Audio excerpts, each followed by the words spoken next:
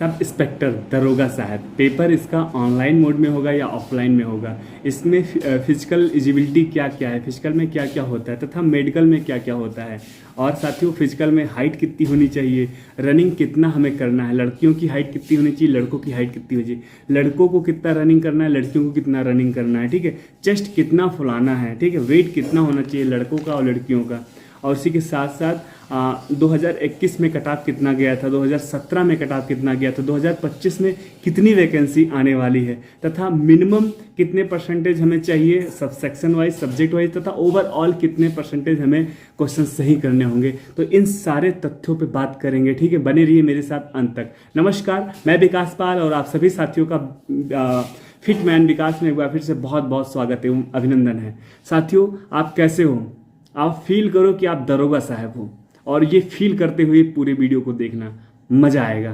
साथियों सबसे पहले पेपर को बात करते हैं। साथियों पेपर जैसे कि आप सभी को पता था, इससे पहले जो है पेपर ऑनलाइन मोड में हुआ था, लेकिन उससे पहले ऑफलाइन मोड में हुआ था। तो अब जो है पेपर वो ऑनलाइन मोड में होगा या ऑफलाइन मोड में होगा, इस सवाल का जवाब मैं सबसे लास्ट में दूंगा। सबसे पहले आज मैं फिजिकल की बात करूंगा। पूरा जरूरी हो जाता है क्योंकि आप फॉर्म फिल करने जा रहे हैं, क्योंकि वैकेंसी आने वाली है तो आपको फॉर्म फिल करना होगा। तो जरूरी होता है कि क्या आप इन क्राइटेरिया में फिट हो रहे हैं। अगर फिट बैठ रहे हैं तभी आप प्रिपरेशन में लगे, तभी आप फॉर्म फिल कर पाएंगे। अन्यथा आप अगर ऐसे आंखें बंद करके तैयारी कर रहे हैं तथा उन क्राइटेरिया में जो इनका फिजिकल एलिजिबिलिटी है उसमें अगर आप फिट नहीं हो रहे हैं तो क्या मतलब है, पेपर के बाद में आप फिजिकल में बाहर कर दिए जाएंगे। तो आइए जानते हैं कि हाइट कितनी होनी चाहिए। सबसे पहले हाइट की ही बात करेंगे। अगर आप मेल हैं तो मेल में भी जनरल ओबीसी एससी कैटेगरी के लड़कों का 168 सेंटीमीटर इनकी हाइट होनी चाहिए। आई रिपीट, 168 सेंटीमीटर हाइट होनी चाहिए। अगर वहीं एससी की बात करें तो 160 सेंटीमीटर इनकी हाइट होनी चाहिए। ये लड़कों की बात थी। अब बात करते हैं फीमेल की, मतलब लड़कियों की बात करते हैं। जनरल ओबीसी एससी कैटेगरी की अगर लड़कियां हैं तो उनका 152 सेंटीमीटर हाइट होनी चाहिए। आई रिपीट, 152 सेंटीमीटर हाइट होनी चाहिए। अगर वहीं वो एसटी कैटेगरी की लड़कियां हैं तो 147 हाइट उनकी चल जाएगी, ठीक, 147 हाइट उनकी होनी चाहिए। वहीं अब बात कर लेते हैं रनिंग। सर रनिंग कितना करना होगा, है ना? तो रनिंग कितना करना होगा? रनिंग अगर आप लड़का है मतलब मेल है तो आप 4.8 किलोमीटर आपको 28 मिनट के अंदर कंप्लीट करना होगा। आई रिपीट, अगर आप मेल हैं तो 4.8 किलोमीटर आपको 28 मिनट के अंदर कंप्लीट करना होगा, ठीक है।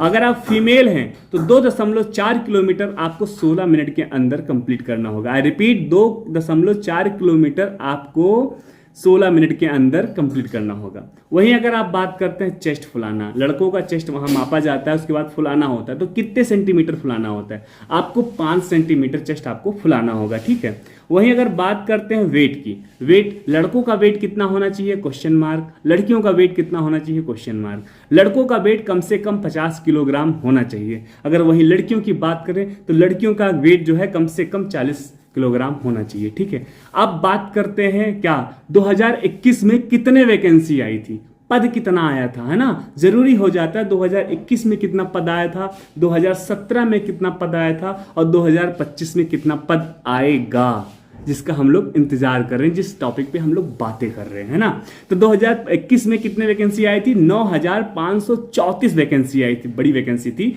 9,534 वैकेंसी आई थी। पेपर जो था ऑनलाइन मोड में हुआ था, ठीक है। और जिसके कट ऑफ के बारे में अभी लास्ट में हम बात करेंगे, 2021 में कितना कट ऑफ गया था। और 2017 की अगर बात करें तो 2017 में 3,307 वैकेंसी आई थी। आई रिपीट, 3,307 वैकेंसी आई थी, जिसका पेपर जो है ऑफलाइन मोड हुआ था, ठीक है। अब बात करते हैं 2025 में कितनी वैकेंसी आ रही है। जैसे आपने विज्ञापन पढ़ लिया होगा, एक बार नहीं कम से कम 10 बार विज्ञापन पढ़ लिया होगा, लेकिन अभी तक वैकेंसी नहीं आई है। लेकिन 10 बार आपने विज्ञापन पढ़ा होगा तो उसमें पद जो है बार बार अलग अलग पद आए होंगे, ठीक है।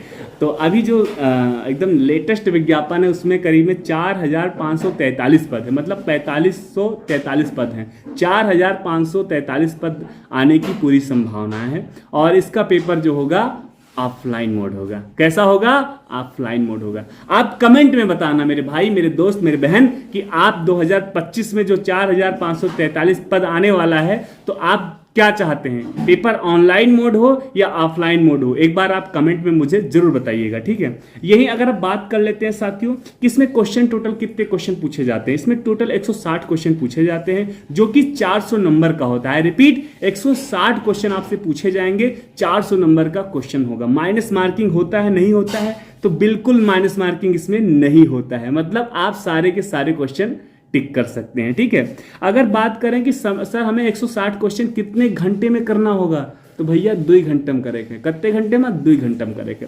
160 क्वेश्चन मात्र आपका 2 घंटे में करे थे, यानी 2 घंटा मतलब 120 मिनट में आप 160 क्वेश्चन करके 400 नंबर अचीव कर सकते हैं, अगर आप अच्छे से पढ़ेंगे तो।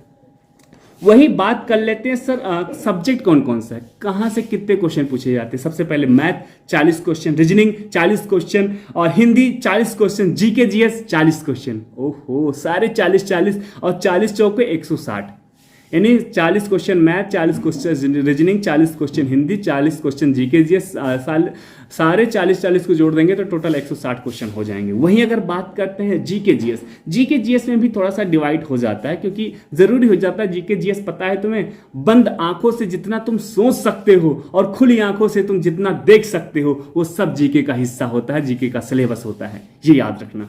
तो हम बात करते हैं जीके जीएस में क्या पढ़ना है। जैसे पॉलिटी की अगर बात करें साथियों, सबसे ज्यादा पॉलिटी के क्वेश्चन पूछे जाते हैं, करीब में 16 क्वेश्चन जो है, 40 में से 16 क्वेश्चन जो है सिर्फ पॉलिटी से पूछा जाएगा। उसके बाद में मूल विधि से 8 क्वेश्चन पूछे जाएंगे, ठीक है, और इस सिंपली जीके जीएस से 16 क्वेश्चन और पूछे जाएंगे। अगर आप जीके जीएस में अगर कोई और पोर्शन नहीं पढ़ पा रहे हैं तो कम से कम पॉलिटी और मूल विधि इतना ही पढ़ लेना। इतना अगर आप पढ़ लेंगे तो 25 से 27 क्वेश्चन जो है, 40 में से 25 से 27 क्वेश्चन आप यूं ही कर लेंगे, है ना। तो जरूरी हो जाता है। इसी के साथ ओवरऑल अगर बात करें, मिनिमम अगर एक कोई सब्जेक्ट है ना, जैसे मैथ की बात करें, 40 में से आपको 35% क्वेश्चन जो है सही करने हैं। रीजनिंग में 40 में से 35% क्वेश्चन आपको सही करने हैं। हिंदी में 40 में से आपको 35% जो है क्वेश्चन सही करने हैं। जीके जीएस में 40 में से 35% क्वेश्चन आपको सही करने हैं, तभी आपका जो है कॉपी चेक किया जाएगा, अन्यथा आपका कॉपी जो है रिजेक्ट कर दिया गया, चेक नहीं किया जाएगा। ये जरूरी है। अगर ओवरऑल की अगर बात कर लेते हैं साथियों, तो 40% आपका ओवरऑल बनना चाहिए, चारों सब्जेक्ट का मिला के 40%, मतलब 160 क्वेश्चन है, 160 क्वेश्चन में ओवरऑल 40% जो है आपका नंबर सही होना चाहिए, यानी 16 चौको 64 क्वेश्चन आपके सही होंगे, तभी आप पास किए जाएंगे, ठीक है। बाकी फिलहाल कटाव जो है हालांकि बहुत आसमान में जाती है, ठीक है, अभी कटाव पे भी बात करते हैं। तो ये था, जैसे आप सभी को बता देता हूँ, बहुत सारे मेरे भाई, बहुत सारे मेरे बहन है जिनका मैथ थोड़ा सा वीक है, तो मैं याद दिला दूं आपको, मैथ पे आपको फोकस करना ही पड़ेगा, क्योंकि आपको 40 में से 35% जो है क्वेश्चन सही करने हैं, अन्यथा आप जीके में पूरे में से पूरे ले आएंगे, हिंदी में से पूरे ले आएंगे, रीजनिंग में भी अगर आप पूरे में से पूरे ले आए, लेकिन मैथ में अगर आप 40 में से 35% क्वेश्चन नहीं सही कर पाए तो आप फेल माने जाएंगे, आपकी कॉपी जो है चेक नहीं की जाएगी। ये आप याद रखना, ये बहुत ज़रूरी हो जाता है, इसीलिए आप बराबर मेहनत करो, सारी चीज़ों को बराबर तरीके से लेकर चलो, ठीक है। वहीं अब बात कर लेते हैं साथियों कटाव। आप जनरल में आते हैं, हाँ, आप ओबीसी में आते हैं, हाँ, तो कटाव जानना है, हाँ, तो कटाव कितना है ये बात कर लेते हैं साथियों। अगर आप जनरल में आते हैं तो पिछली बार जो है कटाव 316 गई थी। अगर आप ओबीसी में आते हैं तो पिछली बार कटाव 307 गई थी। मेहनत करिए, इस बार कटाव इससे कम नहीं होगी, ये याद रखना बस। और अगर छोटी से बड़ी कोई भी प्रॉब्लम अगर आपको आ रही है तो आपका भाई आपके साथ है, जी जान लगा देंगे दोस्त, पूरा जी जान लगा देंगे। मैंने डिस्क्रिप्शन में टेलीग्राम का लिंक दे रखा है, आप ज्वाइन हो जाइए मेरी टेलीग्राम से, और मैंने डिस्क्रिप्शन में इंस्टाग्राम का लिंक दे रखा है, आप इंस्टाग्राम पे जाके फॉलो कर लीजिए। मैं हमेशा आपको अपडेट करता रहूँगा, हमेशा आपको मोटिवेट करता रहूँगा। और साथियों, आप चैनल पे आप सबसे पहले सबसे अच्छी चीज़ है, आप वीडियो अच्छा लगा हो तो लाइक कर दीजिए। कोई छोटी से बड़ी कोई भी समस्या, कोई भी प्रॉब्लम अगर आपको है तो आप हमें कमेंट बॉक्स में अपनी बात रख दीजिए। मैं जब भी टाइम मिलेगा मैं कमेंट का रिप्लाई आपको कर दूंगा। और हाँ, रख हौसला, वो मंजर भी आएगा, वर्दी भी मिलेगी और पहनकर मजा भी आएगा। इसी के साथ मैं अपने शब्दों को कर रहा हूं विराम, और मेरे साथ प्यार से बोलिएगा, जय श्री राम, जय श्री राम, जय हिंद, वंदे मातरम।